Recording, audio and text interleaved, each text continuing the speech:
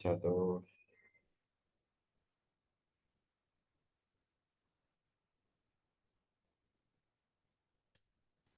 जो आज का टॉपिक है वो हमारे पास है नेटवर्क एड्रेस ट्रांसलेशन, या एनएटी भी कहते हैं। बेसिकली इसका कॉन्सेप्ट थोड़ा सा हम समझते हैं, उसके बाद फिर हम अ, आगे चलेंगे।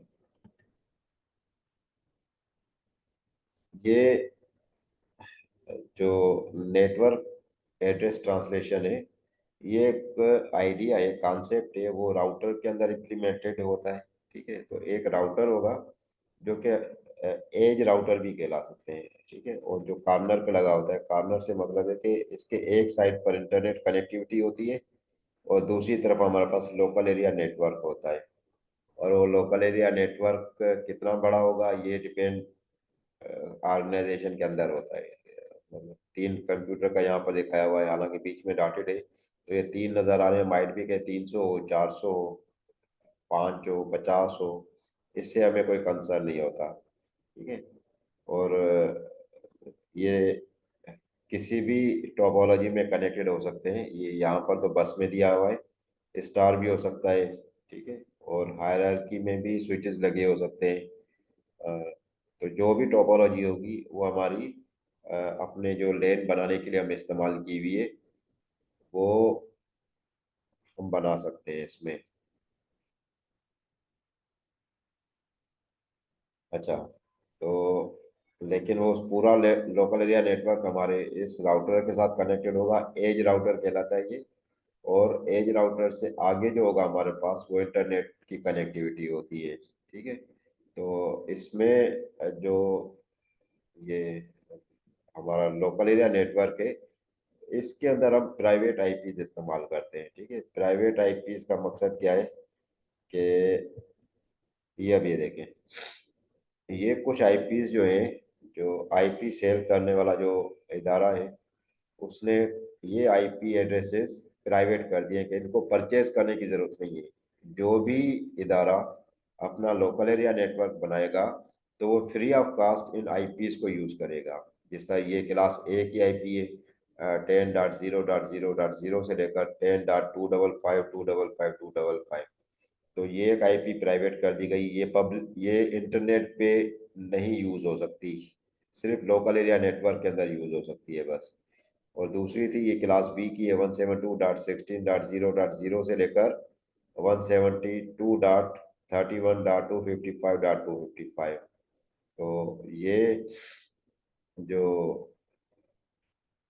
क्लास बी की प्राइवेट आईपी हो गई, ये भी इंटरनेट पे इस्तेमाल नहीं हो सकती। सिर्फ और सिर्फ जो आपका प्राय जो लोकल एरिया नेटवर्क बनेगा ऑर्गेनाइजेशन के अंदर, ये वहां पर काम कर सकती है। इसी तरीके से क्लास सी की आईपी है, 192.168.0.0 से लेकर 192.168.255.255। तो इस तरह से आप भी देखते होंगे, जो आपके घर में भी राउटर इस्तेमाल हो रहे होते हैं, तो उनके पास भी जो एड्रेस होता है वो 192.168 का होता है। तो वो एड्रेसेस जो हम यूज़ करते हैं, वो अ, जो प्राइवेट एड्रेसेस हमारे कहलाते हैं। ठीक है। अच्छा, तो अब हम वापस अपने डायग्राम पे आते हैं। तो जो हमारा लोकल एरिया नेटवर्क बनेगा, उसके अंदर हम प्राइवेट एड्रेस इस्तेमाल करेंगे, और ये प्राइवेट एड्रेस इंटरनेट पे विजिबल नहीं होते। ठीक है, इंटरनेट पे जो विजिबल होता है वो हमारा एक पब्लिक आईपी होगा। तो अगर इस सेटअप को, ये जो सेटअप नज़र आ रहा है आपको यहाँ पर, ये अगर मैं कहता हूँ कि जी ये एक कीट का जो है ना कैंपस है। ठीक है, तो कीट के कैंपस के अंदर जो भी एड्रेस चल रहा होगा, वो हमारे पास प्राइवेट एड्रेस होगा। ठीक है, इसी तरीके से इसका एक मेन राउटर होता है जो कि इंटरनेट के साथ कनेक्ट होता है। उसके बाद अंदर तो राउटर हो सकते हैं लोकल कनेक्टिविटी बनाने के लिए, लोकल एरिया नेटवर्क बनाने के लिए, वो तो सही है। लेकिन डेफिनेटली एक, कम से कम एक राउटर जरूर होगा जो इंटरनेट के साथ कनेक्टिविटी बनाता है। तो इसके पीछे हमारा पूरा लेन चल रहा है। अच्छा, एक चीज याद रखिएगा कि जो कीट है, कीट के पास लाजमी बात है कि उसके पास एक एक या एक से ज्यादा, ठीक है, वन और मोर पब्लिक आईपी जिसने परचेज की होंगी, ठीक है, ये लाजमी बात है। ऐसे हो ही नहीं सकता कि कीट के पास कोई भी पब्लिक आईपी ना हो। ये पैसों से मिलती है और ये टाइम बेस्ड होती है। अगर आपको एक साल के लिए चाहिए तो एक साल के लिए आपको मिल जाएगा, और अगर 10 साल के लिए लेनी है आईपी तो 10 साल के लिए जितनी भी आप पेमेंट करेंगे उसी ड्यूरेशन की आपको ये आईपी एड्रेस मिल जाएगा, ठीक है। अगर आपका जो टाइम एक्सपायर हो गया है तो वो आईपी आपसे वापस ले ली जाएगी, वो फिर आईपी आगे किसी और को सेल कर दी जाएगी। तो ये तरीकेकार होता है। अच्छा, अब हमारे पास बात ये आ जाती है कि जो कीट है उसके पास पब्लिक आईपी क्या हो सकती है। अब उसके पास जो आईपी है वो ये दी हुई है, फॉर एग्जाम्पल ये हमारे पास क्या है, कीट की पब्लिक आईपी है 200.24.5.8, ठीक है, ये इसकी पब्लिक आईपी है। अच्छा, यहाँ तक बात समझ आ रही है? कोई कंफ्यूजन है तो पहले पूछ सकते हैं, फिर हम आगे चले।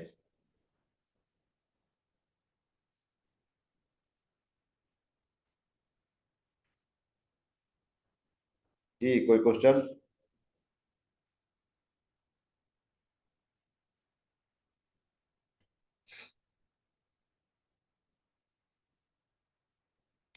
अच्छा, तो अब ये देखें, जब हम नेटवर्क की बात कर रहे होते हैं तो एक कंप्यूटर दूसरे कंप्यूटर के साथ जब कनेक्ट होता है तो वो डेफिनेटली कोई ना कोई मैसेज पास कर रहा होता है, ठीक है। और मैसेज को देखने के लिए मैंने आपको बताया था कि हम इस तरीके से उसको विजुअलाइज करते हैं कि ये हमारे पास क्या है, एक मैसेज होता है, ठीक है।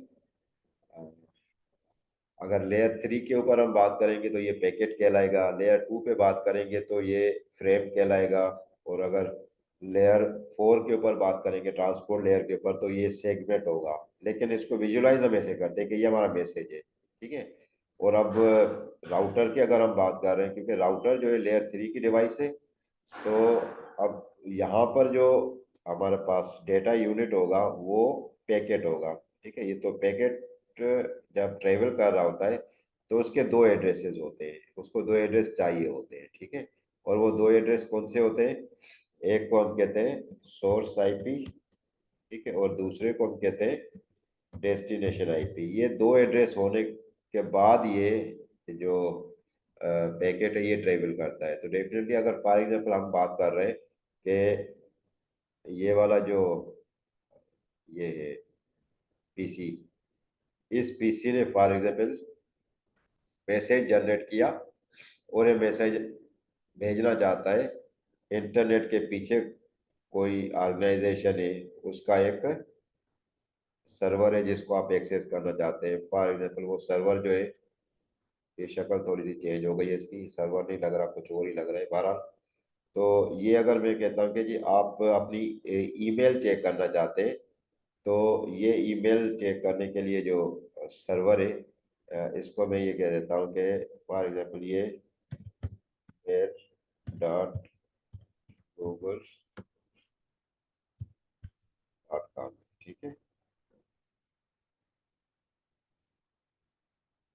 ये आपका सर्वर है, इसको एक्सेस करना चाहते हैं, आपने अपनी ईमेल चेक करनी है तो डेफिनेटली कंप्यूटर क्या करेगा, मैसेज भेजेगा। इसको हो सकता है आप लॉगिन भेजें या सिर्फ ये लिख दिया आप, ठीक है, इतना कुछ ना करें। ये जो हमारे पास ब्राउज़र होता है, जब आप ब्राउज़र ओपन करते हैं तो यहाँ पर सिर्फ आप जब लिख देते हैं mail.google.com, ठीक है, ये जो आप यूआरएल लिख देते हैं तो इससे सिर्फ ये यूआरएल जो होती है ये किसके लिए जा रही है, mail.google.com। तो गूगल जो मेन इसका सर्वर है उसके पास जाएगा, वहां पर इसका जो जो पेज होगा, वेब पेज, वो मेल या जीमेल के रिलेटेड होगा, ठीक है। तो ये जब ये आप टाइप करते हैं तो ये जो इंफॉर्मेशन आप भेज रहे होते हैं वो इस पैकेट के अंदर जा रही होती है।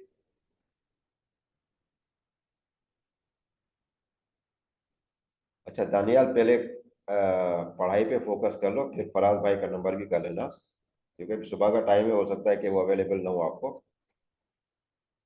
अच्छा, तो जब हम ये अ, जो पेज की रिक्वेस्ट भेज रहे होते हैं वो एक पैकेट के अंदर जा रही होती है। तो अब यहाँ पर क्या होगा, जो, अच्छा, ये mail.google.com है और हम एज्यूम करते हैं कि इसके पास जो आईपी मिली हुई है इसको, क्योंकि जो फिक्स सर्वर होते हैं, जो 24/7 ऑन रहने वाले सर्वर होते हैं, चाहे वो कीट का हो या किसी भी ऑर्गेनाइजेशन का हो, उनको पब्लिक आईपी मिली हुई होती है। ठीक है, ये याद रखिएगा। तो फॉर एग्जाम्पल मैं ये एज्यूम कर रहा हूँ कि ये आईपी जो है ये पब्लिक आईपी, और ये mail.google.com को परमानेंट मिली हुई है। इसी वजह से हम देखते हैं कि जब भी 24/7 या 365 डेज हम अपनी इस सर्वर को एक्सेस करते हैं, तो कभी भी डाउन नहीं मिलता, हमें हर वक्त हमें अवेलेबल मिलता है। तो ये पब्लिक आईपी इसकी है। तो अब हम यहाँ पर आ जाते हैं कि ये जो पैकेट जाएगा, इस पैकेट पे एड्रेस क्या लिखे हुए होंगे।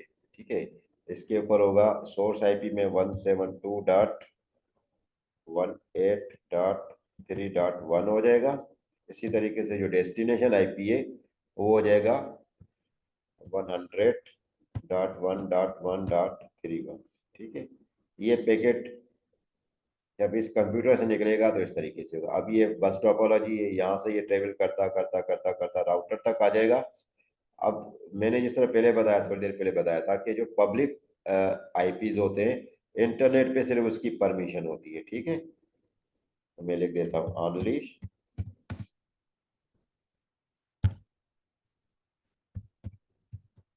Public IPs are permitted over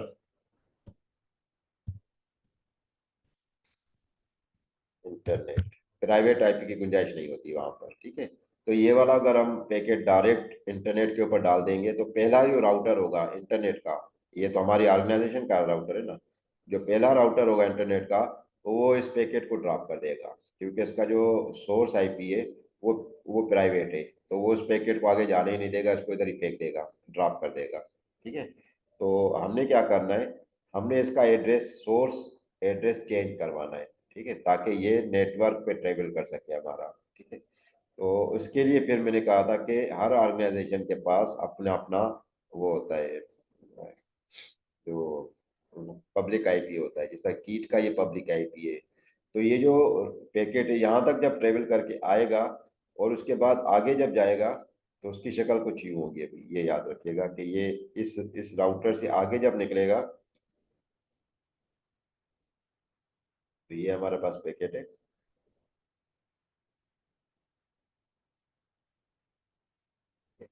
तो यहाँ पर जो इसका एड्रेस लिखा हुआ होगा, सोर्स आईपी बदल जाएगा, और सोर्स आईपी हो जाएगा 200.24.5.8।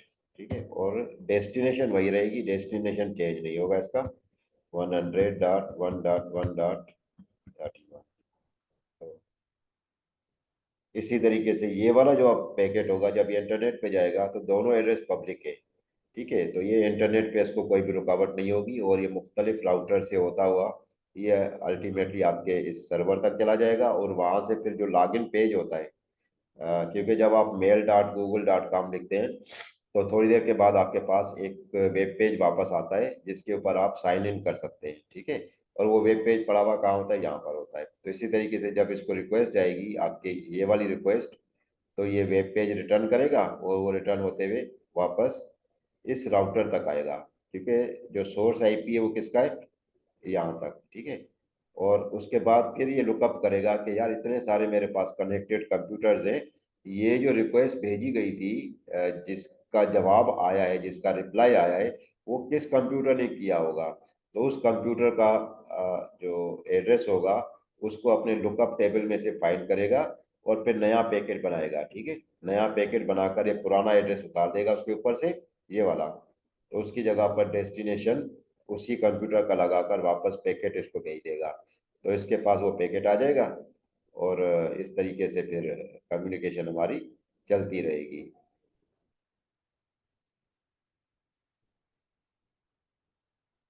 जी, इस पूरे प्रोसेस में कोई सवाल हो आपको?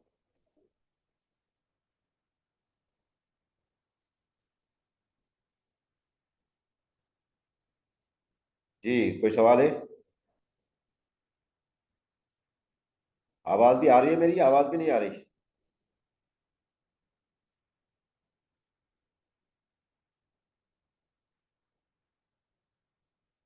अच्छा, ठीक है, चले, आवाज आ रही है मेरी आपको। और ये हो गया हमारे पास।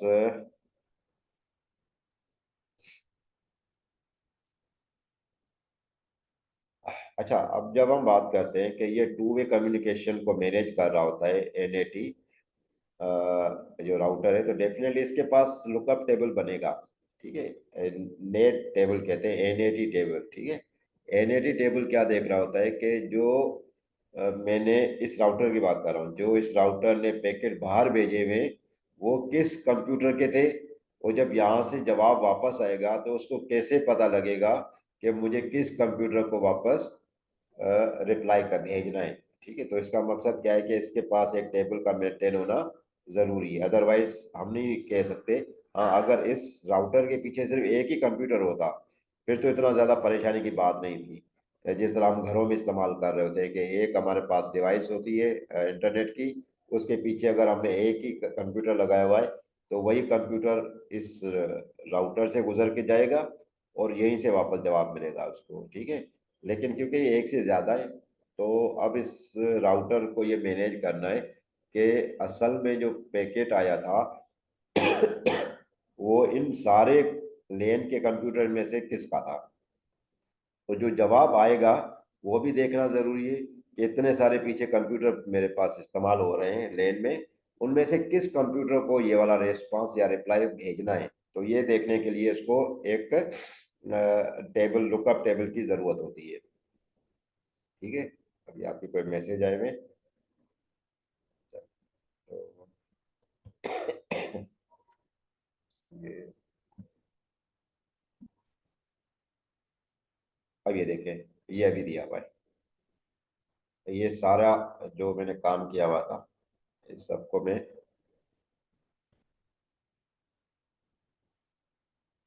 क्लियर, आज ये ड्राइंग खत्म हो गई मेरी। अब ये देखें, ये मेरे पास एक कंप्यूटर था, तो जब इस राउटर तक जाएगा तो ये सोर्स एड्रेस इसका यही रहेगा, इस राउटर तक। ठीक है, ये डेस्टिनेशन एड्रेस क्या है, अभी इन्होंने ब्लैंक छोड़ा हुआ है। मैंने तो आपको बता दिया ना कि डेस्टिनेशन हमारा गूगल का मेल सर्वर था, वो मैंने लिख भी दिया था, लेकिन उन्होंने वो जो स्पेस है वो खाली छोड़ा हुआ है अभी। ठीक है, तो सिर्फ ये इसको विजुलाइज करवा रहे हैं कि जो आपका जो लोकल एरिया नेटवर्क का पीसी है, वो जब अपना पैकेट भेजेगा, अपना सोर्स आईपी लगाएगा और वो इस राउटर तक आकर रुक जाएगा।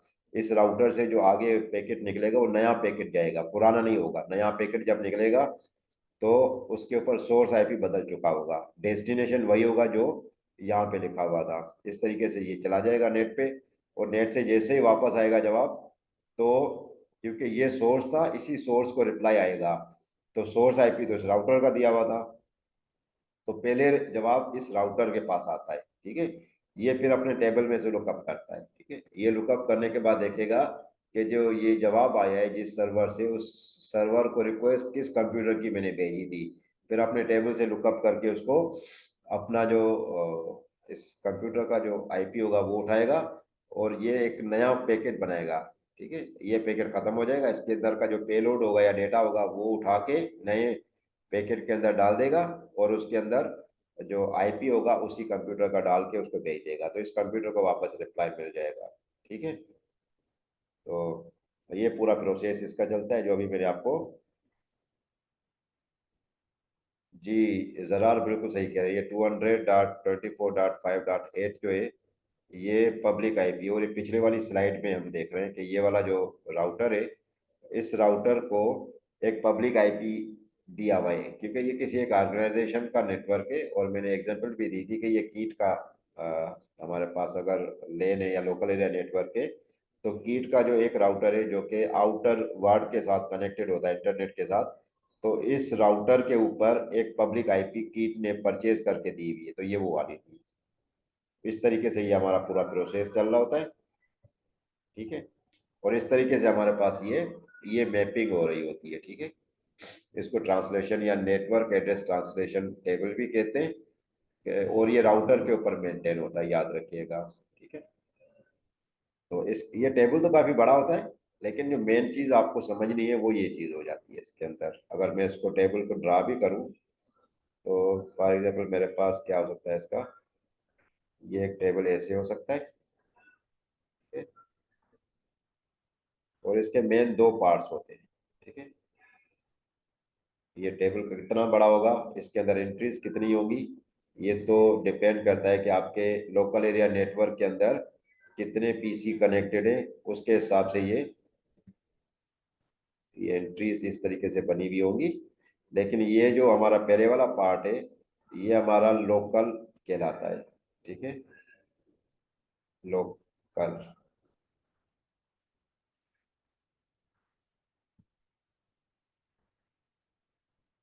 अच्छा, ये लोकल हो जाएगा, इसके दो पार्ट होते हैं, ठीक है? और इसी तरीके से ये वो हमारा एक्सटर्नल होगा,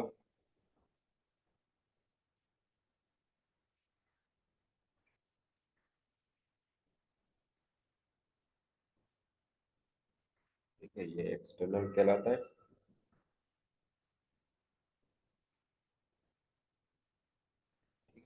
इसके भी दो पार्ट होंगे। अच्छा, ये याद रखेगा, ये राउटर के ऊपर बन रहा है, ठीक है? अब इसके अंदर आपका जो होगा, ये जो प्राइवेट एड्रेस यहाँ लिखा जाएगा, प्राइवेट। और यहाँ पर सोर्स आई, डेस्टिनेशन आईपी होगा, डीआईपी, ठीक है? इसी तरीके से ये एक्सटर्नल होगा, यहाँ पर पब्लिक आईपी दिया जाएगा, यहाँ पर पब्लिक आईपी। और इस वाले में डेस्टिनेशन आईपी होगी, ठीक है? ये अब क्या टर्म है मैं आपको बता देता हूँ। जो ये राउटर से पीछे जो हमारे पास नेटवर्क है, उसको मैंने लोकल कहा है। और इस राउटर से आगे जो है, ये मेरा एक्सटर्नल नेटवर्क है, ठीक है? जब एक पैकेट बनता है तो उसके दो एड्रेसेस लिखे होते हैं, ये मैं आपको पहले बता चुका हूँ। एक डेस्टिनेशन आईपी होता है, एक सोर्स आईपी होता है, ठीक है? तो ये क्योंकि लोकल नेटवर्क है, तो इसका जो सोर्स आईपी है वो प्राइवेट आईपी कहलाएगा, ये वाला, ठीक है? इसी तरीके से जो डेस्टिनेशन आईपी होगा वो वही रहेगा, क्योंकि जिस सर्वर को एक्सटर्नली आप एक्सेस कर रहे हैं उसका तो आईपी चेंज नहीं होगा, वो तो वही रहेगा। फिर जब ये राउटर तक पहुंचेगा, तो राउटर अपने टेबल के अंदर एक एंट्री बना देगा, एक एंट्री नहीं बना देगा, और ये कर देगा कि जो इसकी पब्लिक आईपी थी, ये वाली, इसको रिप्लेस कर देगा। और इसकी जगह पर जो इसके पास अपना जो एड्रेस था, ये वाला 25 82 ये काम था, सॉरी, इसका पब्लिक आईपी कहाँ गया, ये वाला, ये ये वाला, ये इसके ऊपर आ जाएगा, ठीक है? ये वाला जो पब्लिक है वह ये इसको रिप्लेस कर देगा। और जो डेस्टिनेशन आईपी है वो तो वही रहेगा जो यहाँ से आया था, इसको चेंज नहीं करेगा। इस तरीके से जो लेन के अंदर जितने भी कंप्यूटर्स हैं, जब वो कम्युनिकेट करेंगे इंटरनेट पे, तो ये वाला टेबल ऑटोमेटिकली इंक्रीज बनती जाएंगे, 1 2 3, इस तरीके से कितनी बनती है, 100 200 1000 5000, ये एंट्रीज खुद बनती जाती हैं, ठीक है? फिर जब वापसी पर आएगा रिप्लाई, क्योंकि जब आप किसी भी सर्वर को एक्सेस कर रहे हैं, तो वहां से रिप्लाई जनरेट होता है और वो आपके पास आता है, तो रिप्लाई आएगा, तो उसके ऊपर भी जो एड्रेसेस होंगे वो दो एड्रेस दिए हुए होंगे, लेकिन वो दोनों पब्लिक होंगे। फिर इस टेबल में से वो लुकअप किया जाएगा कि ये जो रिप्लाई आया है, ये किस सर्वर से आया है, और किस कंप्यूटर के पास इसने जाना है, ठीक है? तो वो अपने लुकअप टेबल में से देख लेता है, ये जो लुकअप टेबल है। उसके बाद फिर नया पैकेट जनरेट करेगा, उसमें से अपना जो पब्लिक आईपी है उसका वो हटा देगा, उसकी जगह पर जो भी इसका प्राइवेट आईपी था वो उसके ऊपर पेस्ट करके नया पैकेट बना के उसको रिप्लाई भिजवा देगा उसको। तो ये प्रोसेस हमारा कंटिन्यू रहता है, और इस तरीके से हमारी कम्युनिकेशन है वो चलती रहती है, ठीक है जी? ये सारा पूरा प्रोसेस था नेटवर्क एड्रेस ट्रांसलेशन का। इसमें किसी को कोई सवाल हो तो पूछ सकता है। जी जरा, कौन से वाले दो पब आईपीस? डेस्टिनेशन आईपी तो वही होता है ना बेटा, अभी आप लेट आए, मैंने आपको ये पूरा प्रोसेस करवा दिया था कि ये जो हमारे पास नेटवर्क होता है ना,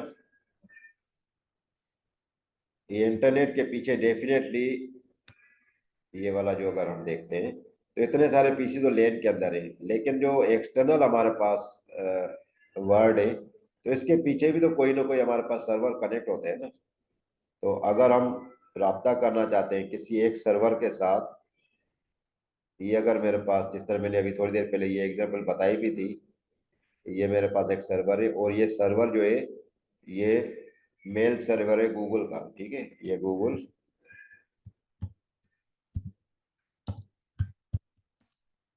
मेल सर्वर है, ठीक है। और आप, ये आपका पीसी है जरार का, और जरार चाहता है कि अपनी ईमेल चेक करे, तो फिर डेफिनेटली ये इस सर्वर को तो पब्लिक आईपी मिला हुआ ही होगा, क्योंकि आपको पता है कि जब भी आप 24/7 आप चेक करते हैं अपनी मेल, तो वो अवेलेबल होता है, वो डाउन नहीं होता आपका कहीं भी, ठीक है। तो इसी वजह से जो आप कह रहे हैं कि दोनों जगह पर सेम एड्रेस होगा डेस्टिनेशन का, वो इसलिए होगा कि जो लोकल नेटवर्क से जब निकलेगा पैकेट, तो उसके ऊपर भी डेस्टिनेशन यही होगा, सी का ही, चेंज नहीं हो सकता ये, ठीक है।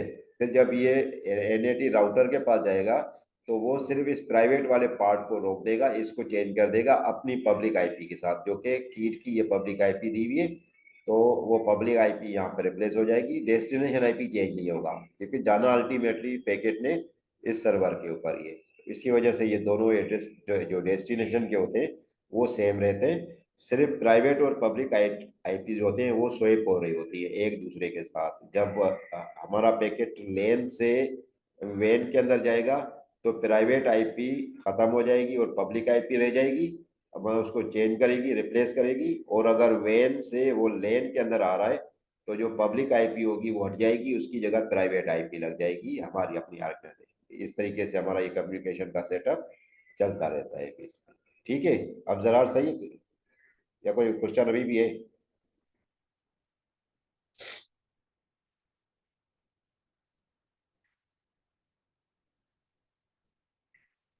चलिए, ये तो हो गया हमारे पास एनएटी का जो कॉन्सेप्ट था।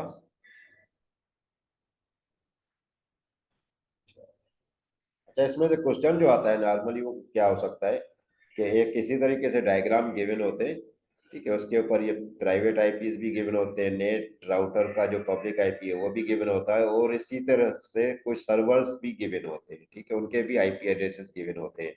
तो आपने सिर्फ जो ये ट्रांसलेशन टेबल है वो जनरेट करना है, ठीक है। इस तरीके से ना जनरेट कीजिएगा, ये बता रहा हूँ, इसमें सिर्फ दो पार्ट डायरेक्ट दिखाए हुए। हालांकि ये हमारा, मैंने जो आपको बताया था वो ये बताया था कि जो आपका टेबल बनेगा वो इस तरीके से होगा, ठीक है, कि हमारे पास जो टेबल होगा इसके मेन दो पार्ट्स होंगे, ठीक है, ये मेन दो पार्ट्स है इसके, ठीक है। एक हमारा लोकल होगा और एक हमारा एक्सटर्नल होगा, ठीक है। और इसके अपने अंदर फिर दो एड्रेसेस चल रहे होंगे, ठीक है, एक प्राइवेट आईपी, एक डेस्टिनेशन आईपी, एक पब्लिक आईपी, एक डेस्टिनेशन आईपी। इस तरीके का टेबल आपको बनाना पड़ेगा पेपर में। ये वाला शार्ट टेबल काम नहीं आएगा वहां पर आपको, क्योंकि जब रिप्लाई आएगा तो रिप्लाई का पता ही नहीं लग रहा कि कैसे ये लुकअप करेगा। लेकिन इस तरह का टेबल आपको फिर उसमें पेपर में बनाना पड़ेगा।